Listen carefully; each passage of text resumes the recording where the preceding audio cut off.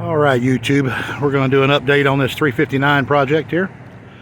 I got this truck home yesterday from Garcia's Diesel Service over on the east side of Houston, over there by Lake Houston.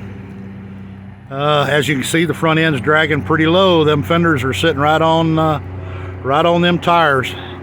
It's got quite the slope to it now. Of course, all the air is dumped out of the back too right now, so it's sitting. The whole thing's sitting down on the ground. But the air ride front axle's in there, you know, and it's been about a month now, almost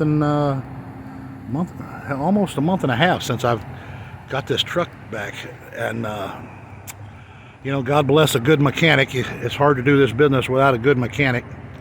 But as an independent, you know, owner operator, I run under my own authority, you know, so I find my own loads, and I got my own truck and my own trailer. It is just tough to deal with the mechanics. I mean, at $100 to $200 an hour labor rates, I mean, I don't know how the future owner operators are going to be able to do that and succeed. I'm pretty well versed in the mechanic work, but as we started this project, you know, I wanted to put a big hole in the sleeper. I wanted to put the air ride on the front axle, and I wanted to stretch this truck, you know, make a super long fancy pants show rig out of it. And you know, those are projects you just cannot do in your front yard. I mean, unless you are just you know, tooled up for everything. Those are just too difficult projects to do in your front yard. Now I'm going to have to finish this truck out myself for the most part, because you know, I had $50,000 allocated. I thought we could get this thing painted and the interior done and everything for less than $50,000. And man, I was sadly mistaken. So, well, of course, another part of it's my fault too.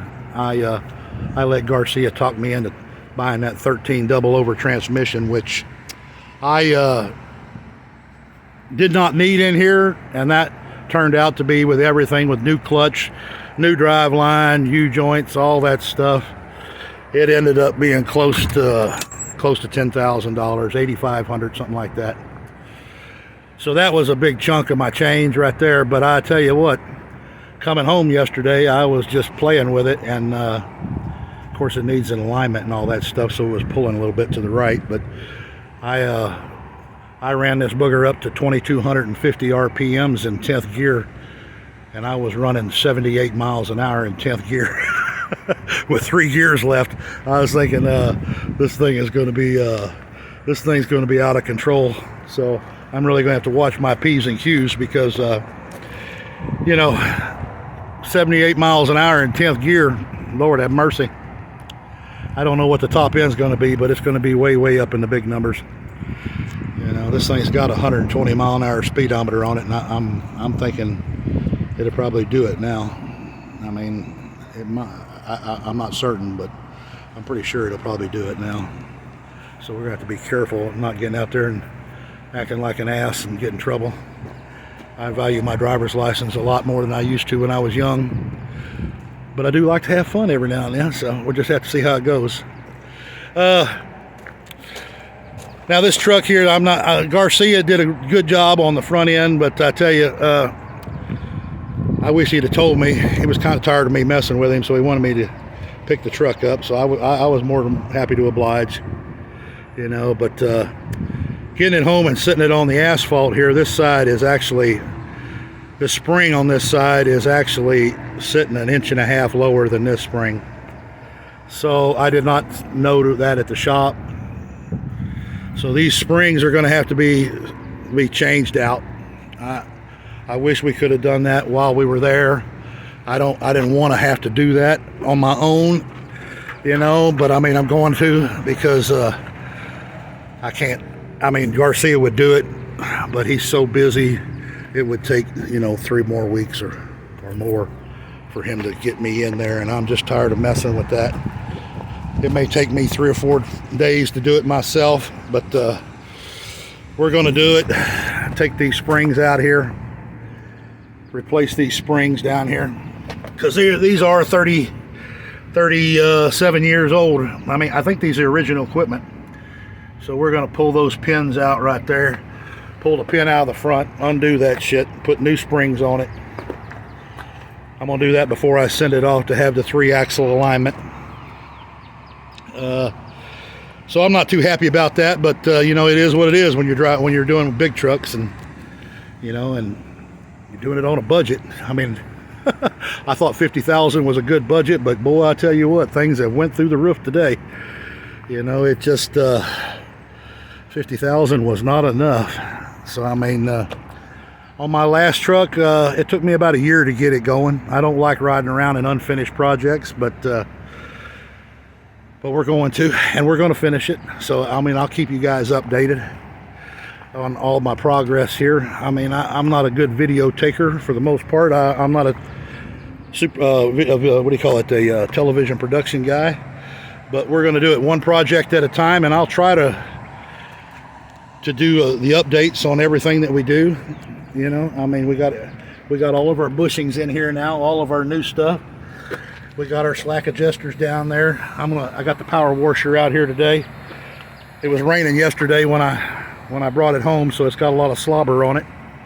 So we're going to clean that slobber off. And first thing I'm going to do is go through and change out some of these air lines. Some of these air lines, I'm not liking the way they look.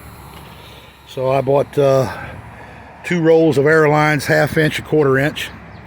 And I'm just going to spend the next day or so and replace the vast majority of these air lines. I mean, I'm going to leave these big 3/4 inch brake lines. They all look like they're old, but they look good. They don't have any leaks in them.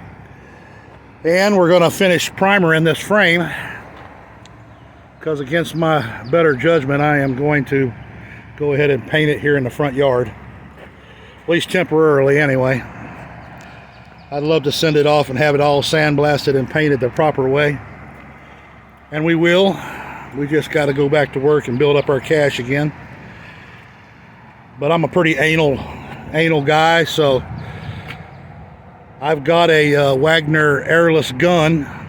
So I'm debating on whether to use the Wagner airless gun. I've painted frames with rattle cans before, but they've got so much damn hardener or reducer or whatever it is in them, you know, to help them dry fast, that the paint is not very good.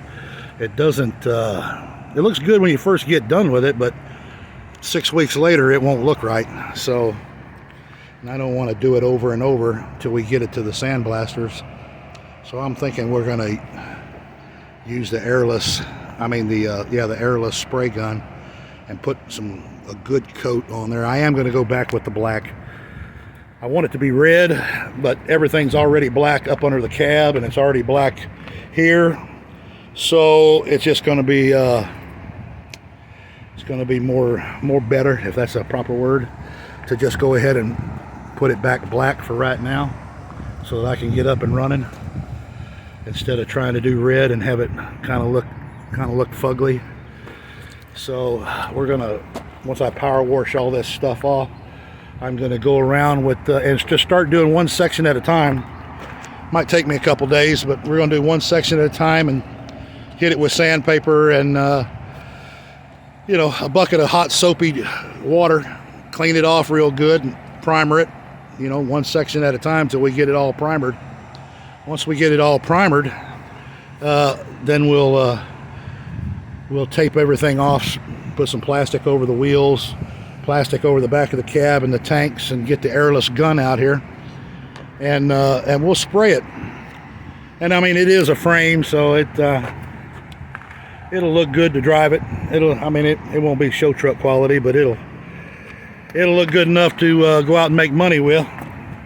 We already got some goo-goos and gagas on the way home with it.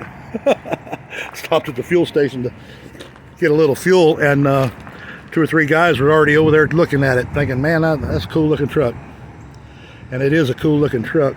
Although I did have one, we had the hood open down there, and a guy, he looked at that motor, he didn't know what kind of motor that was.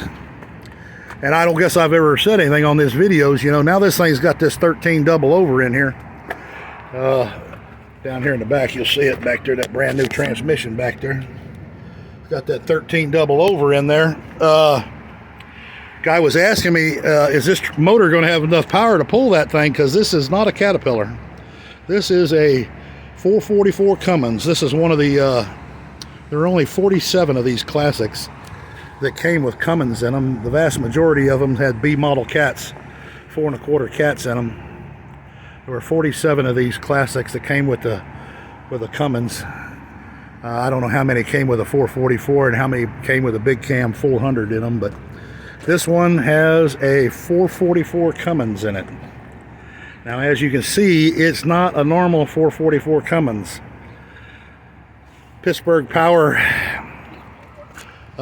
set up the fuel system on this truck about 10 years ago.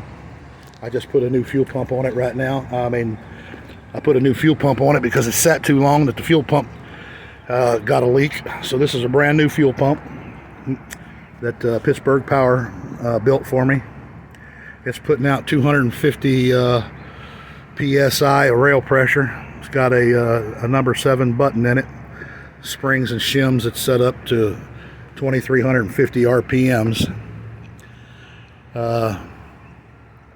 It should be good up to about 550, 600 horsepower, somewhere in there, the guy said. Without dyno in it, there's no way to know perfectly. But it's got, if I remember right, I think he said it has 245 injectors in it. It's got a fast fuel system on it right here to keep the pressure up. Cooler manifold's been taken off. It's got a header on it here. Got a bigger turbo on it. You know, it's set up. It's not like a regular 444 Cummins. The low cool water system's all been taken off, as you can see. It's all been normalized, so it cools real good. When it's under a load, it pulls pretty hard. It's still a 444, but I tell you, a lot of guys didn't like them. But this one here, I tell you, it'll pound the ground pretty good.